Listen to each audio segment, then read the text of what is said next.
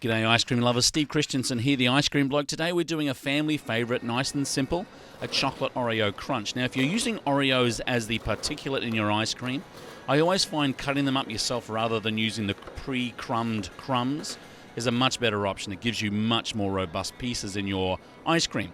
Today we're using a chocolate base. You can make your own chocolate base by getting a white base and adding paste and powder to it.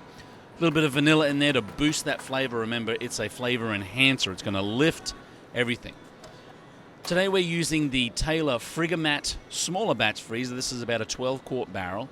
So it's going to make 2 batches will fill a 3-gallon tub, or a single batch will do a 5-quart pan.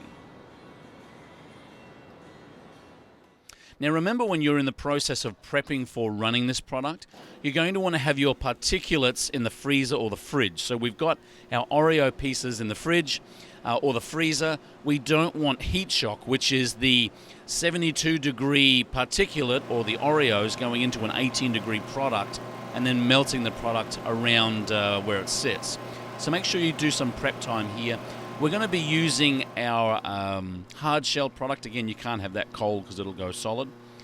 And again, we're going through this layering process, or variegating, where we'll put about 1 inch or 1.5 inches on the bottom of the bucket, and then we'll do a layer of Oreos and then a layer of the hard shell, or vice versa, whichever you'd like.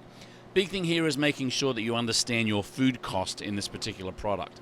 So as you measure out how much Oreos and how much hard shell goes into the finished product, you can actually do a pretty accurate food cost here.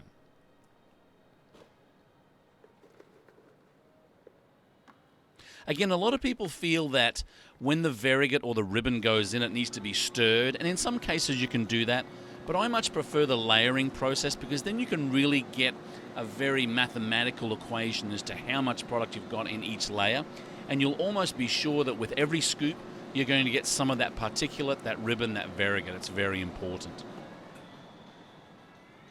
Another thing with extracting out of the batch freezer is that some people have preferences either to keep the batch freezer going in its extract mode with the door closed while you're adding the variegate.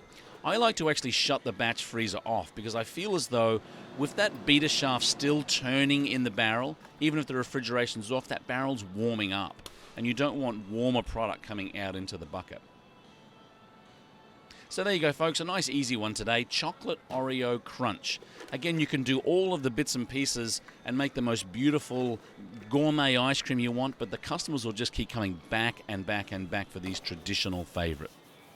Now, for many more recipes, procedures, promotional stuff, all about the ice cream business, you can go to InsideIceCream.com or ScoopSchool.com.